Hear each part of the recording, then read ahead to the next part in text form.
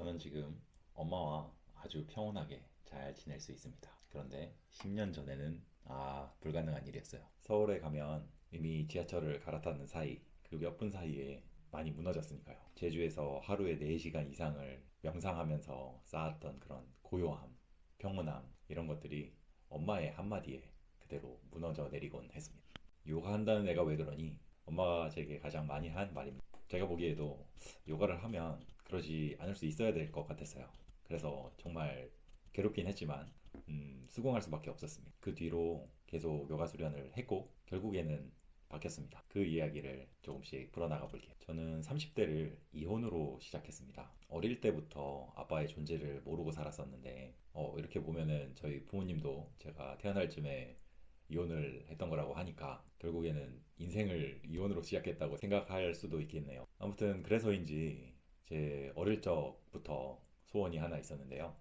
최대한 빨리 결혼을 하고 아주 멋진 아빠가 되는 거였습니다. 그래서인지 조금 빠른 편이라고 얘기할 수 있는 20대 결혼을 했고 정확히 30세가 될 때 결국 이혼을 하게 됐습니다. 그리고 그 이후에도 정말 또 다양한 경험을 했어요. 참고로 저는 지금 40대입니다. 10여 년이 넘는 시간 동안 사진작가 활동, 여러 번의 창업과 폐업, 그리고 그 사이에 경험한 대출과 연체, 또 그것 때문인지 결국 개인 회생까지 경험을 했는데요. 이 정도만 해도 조금 뭔가 느껴지지 않나요? 방황이라고 할 수도 있고 뭔가를 갈구함, 탐색, 뭔가를 찾고 있는 그런 느낌. 그렇게 서울에서 계속 방황을 하다가 뭔가 다 정리를 하면서 한 달만 살겠다고 내려간 제주에서 결국 2년을 살게 되었는데요. 그 사이에 책 한 권을 만났습니다. 요가 치타브르티 니로다하. 요가란 마음의 작용을 멈추는 것이다. 저는 정말이지 평생을 마음에 끌려만 다녔다고 생각을 했습니다. 그리고 그랬기 때문에 제가 그 당시에 이 모양 이 꼴이 되었다고 생각했고요. 감정에 휘둘렸고 충동에 끌려다녔고 불안이 시키는 대로 정말 기분 내키는 대로 살아오다 보니까 이렇게 됐다고요. 그래서 이 한 줄을 읽는 순간 굉장히 강하게 끌렸습니다. 이게 진짜 내가 원하는 상태인데 이러면서 말이죠.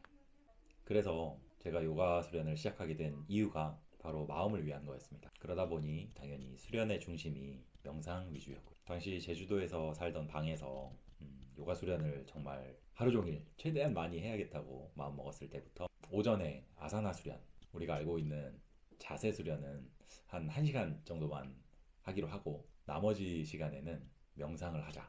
그 당시에 제가 그냥 생각했던 명상, 다리를 꼬고 가부좌를 틀고 바닥에 앉아서 눈 감고 가만히 있는 거, 그런 명상을 했어요. 그래서 아침에 최소 2시간씩, 또 저녁에 최소 2시간씩. 그래서 그 사이 중간중간에도 했었으니까 최소 하루에 4시간 이상씩은 명상을 했던 겁니다. 그렇게 해서 제 요가 수련에서 비율로 보면, 굳이 따져보면 아사나 수련은 5분의 1, 그리고 나머지는 전부 다 명상 수련이었다고 할 수 있습니다. 그리고 결론부터 말씀드리면 제가 마음의 작용에서 조금 자유로워졌기 때문에 저한테 요가 수련에서 효과적이었던 거는 결국 흔히 알고 있는 아사나 수련, 그런 요가 자세나 요가 동작 수련이 아니라 그 외의 수련에서 효과를 본 것이라고 말할 수 있습니다.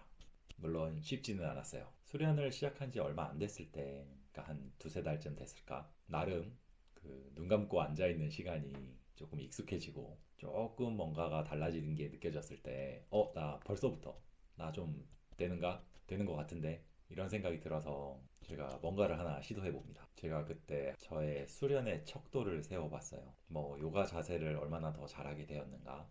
이런 것도 아니었고 명상을 더 오래 할 수 있느냐? 이것도 사실은 아니었습니다. 제가 세웠던 기준은 바로 제가 엄마랑 시간을 보낼 때 얼마나 평온하게 보낼 수 있는가, 그거였어요. 솔직히 말하면 그때까지 엄마랑 그렇게 사이가 좋았다고 볼 수는 없던 것 같거든요. 제가 엄마에 대한 추억을 떠올려 봐도 뭔가 이렇게 행복했던 추억보다는 좀 괴로웠던 추억, 서로 싸우고 소리 지르고 이랬던 기억이 조금 더 많이 떠오르는 거 보니까 확실히 그렇게 엄마랑 있는 게 편하진 않았다, 이렇게 생각이 들거든요. 아이러니한 게 저에게 직계가족이라고 할 수 있는 거는 엄마와 저 둘뿐이었는데도 불구하고 말이죠. 그래서 어쩌면 제 인생의 가장 큰 숙제가 엄마와의 관계였다고도 할 수 있을 것 같아요. 그래서 제주에서 몇 달 정도 수련을 하고 엄마를 만나러 서울로 갔습니다.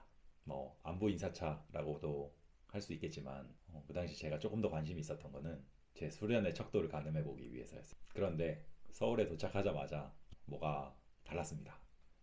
그 제주의 평온함과는 조금 다른 분위기가 있잖아요. 그래서 공항에서 내려서 지하철을 타는 순간부터 여러 가지 감정들이 올라오기 시작을 했습니다. 사람들이 너무 많다. 그리고 공기 진짜 안 좋다. 시끄럽다. 이미 그때부터 제가 매트 위에서 눈 감고 앉아 있으면서 느꼈던 평온함이나 나 이제 요가 수련하니까 좀 고요함이랑 좀 친해 라고 했던 그런 것들이 결국에 그냥 모래성이었다는 것처럼 와장창 무너지는 경험을 하기 시작을 한 거죠.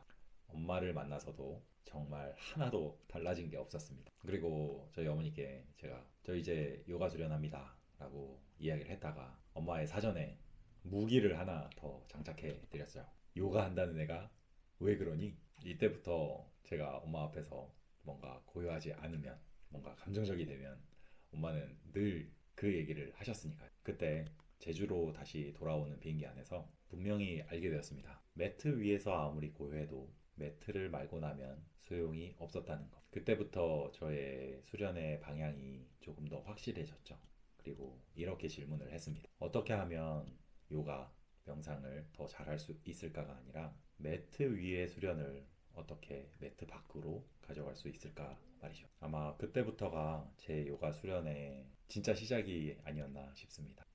실제로 요가에는 8가지 가지가 있습니다. 그리고 우리가 흔히 접할 수 있는 아사나, 요가 자세나 동작 부분은 그 중에 단 하나일 뿐이에요. 그래서 나머지 부분에 대해서 조금 더 자세히 들여다보면 그것들은 매트 위에서 할 수 있는 수련이 아니라 오히려 매트 밖에서 우리의 일상에서 수련을 할 수 있는 것이라는 것을 알 수 있습니다. 그래서 저는 계속 이어서 매트 위에서 수련을 더 열심히 하긴 했지만 매트 위에 있지 않을 때 오히려 더 수련을 하기 시작했던 것 같아요. 예를 들면 그 8가지 중에 하나, 첫 번째로 언급되는 게 야마라고 하는 부분인데요. 야마에는 5가지가 있습니다. 그리고 그 중에 첫 번째가 아힘사라고 하는 부분이에요. 간단히 번역을 하면 비폭력이라는 것이거든요. 그러니까 한마디로 비폭력을 실천하라. 비폭력 실천하는 걸 수련하라. 연습하라는 거죠. 그래서 저는 이것을 엄마 앞에서 수련해보기 시작을 했어요. 예를 들면 이런 겁니다. 화가 올라올 때, 즉 뭔가 내 안에서 감정적인 반응이 일어나기 시작했을 때 그 순간을 알아차리고, 그리고 그 순간에 내가 왜 화가 나는지, 내가 왜 지금 이 상황에서 감정이 올라오는지를 알아차려 보는 거예요. 앞으로 각 수련에 대해서 더 자세하게 말씀을 드릴 건데, 그런 순간에 저는 이런 질문을 던져봤어요. 내가 지금 이 상황에 대해서 어떤 기대를 갖고 있었던 거지? 정말 간단히 예를 들어서 저희 어머니께서 만약에 이런 말을 한다고 쳐볼까요? 야, 네 친구 땡땡이는 회사 잘 다니면서 벌써 연봉이 몇천만 원이더라. 근데 너는 지금 뭐 하고 살고 있니? 라고 하신다면 예전 같았으면 아주 바로 감정적으로 반응을 했겠지만 수련을 조금씩 더 하기 시작을 했을 때는 그 순간에 일단 또 화가 난다는 것을 알아차리고 그 순간에 먼저 화를 내기 전에 이유를 찾아보는 겁니다. 그러다가 이렇게 알아차려 봤어요. 엄마가 또 나를 걱정하는구나.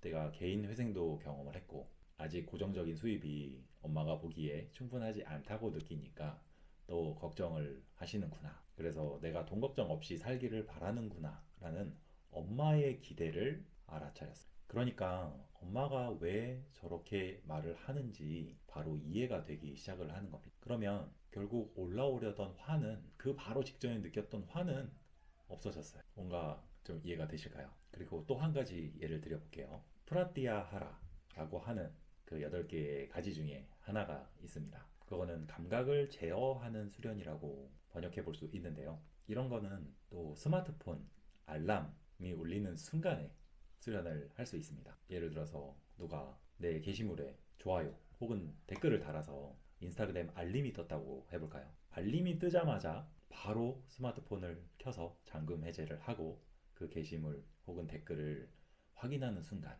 만약에 그랬다면 감각이 저를 끌고 가버린 겁니다. 그러니까 내가 감각에 끌려간 거죠. 그런데 똑같은 상황에서 알림이 울렸어도 내가 지금 집중하고 있는 일이 있으니까 요거를 마무리하고 조금 있다가 이 알림을 확인해보자 라고 미뤄둔다면, 그렇게 미뤄두는 선택을 한다면 그게 바로 프라티아하라 수련의 한 예입니다. 이렇게 표현해 볼 수 있을 것 같아요. 내가 감각을 쓸 때와 감각이 나를 쓸 때의 차이. 이거는 거의 일상에서 매 순간 일어나는 일이기 때문에 이거를 수련할 기회는 정말 많고, 아마 일상에서의 수련에서 가장 중요한 변화를 일으킬 수 있는 수련이라고 생각을 합니다. 어쩌면 저한테도 가장 큰 효과를 보게 해준 수련이었던 것 같거든요. 이 두 가지만 봐도 일상에서 할 수 있는 요가 수련이 정말 무궁무진할 것 같지 않으신가요? 이렇게 하면 요가 매트 위에서 하는 수련보다 실제로 매트 밖에서 하는 수련 때문에 내가 원하는 상태, 혹은 내가 실제로 살아가면서 해결하고 싶은 어떠한 문제 등이 해결되는 경험을 할 수 있게 되는 것이라고 생각을 합니다. 실제로 제가 그랬고요. 몇 년이 걸리기는 했습니다. 이거를 머리로 이해했다고 바로 되는 건 아니었어요. 어쨌든 결과적으로 엄마와 얼마든지 평온한 마음으로 지낼 수 있게 되었고, 그뿐만이 아니라 일상생활을 하면서 어떤 특정 감정에 휘둘리지 않은 그리고 어떤 상황에서도 여러 가지 선택지를 알아차리고 그 중에 하나를 의식적으로 선택하고 실천할 수 있는 상태가 되었으니까요. 사실 예전에 저를 돌아보면 정말 상상도 할 수 없었던 상태입니다. 그런데 어쨌든 그렇게 되었습니다. 이제는 이렇게 좀 자신 있게 말할 수 있어요. 내 마음의 주인은 나다. 마음을 도구 삼아 내 삶을 살고 있다. 그래서 요가의 시작과 끝은 매트 위에서가 아니라 매트 밖에서, 즉 삶 그 자체라고 말씀드리고 싶습니다. 그리고 그동안 저희 요가원에 오시는 분들이나 저희와 함께 요가 지도자 과정을 하셨던 분들하고만 나눴던 이야기, 이런 이야기들을 이 채널에서 이런 식으로 나누기로 했습니다. 그리고 이게 그 인트로 영상이라고 봐주시면 될 것 같아요. 그리고 누구는 저를 요가 선생님이라고 부르기도 하지만 사실 이 채널에서는, 이 온라인에서는 가르치는 사람으로서가 아니라 그냥 먼저 건너본 동료 수련자로서 봐주시고 함께 해주시면 좋겠습니다. 앞으로는 계속 요가 팔찌 8가지 요가의 요소에 대해서 이야기할 거고, 그래서 다음 영상에서는 요가 팔찌의 첫 번째 아힘사 수련에 대해서 이야기를 할 건데요. 아까 잠깐 한 예를 들려드리긴 했지만 채식을 하다가 그만두게 된 이야기로 시작을 해보겠습니다. 비폭력을 실천한다면서 얼마나 폭력적이었는지에 대한 깨달음과 이야기예요. 다음 이야기가 궁금하시다면, 그리고 실제로 특히나 요가 수련자이신데 그냥 아사나 수련만 해오신 분이라면 좋은 힌트가 될 수 있으니까 놓치지 않도록 알람 설정과 구독을 해두시면 좋을 것 같습니다. 그러면 오늘은 이렇게 마무리하도록 하겠습니다. 이거 하나만 기억해 주세요. 당신의 삶 전체가 요가 매트입니다. 나마스테.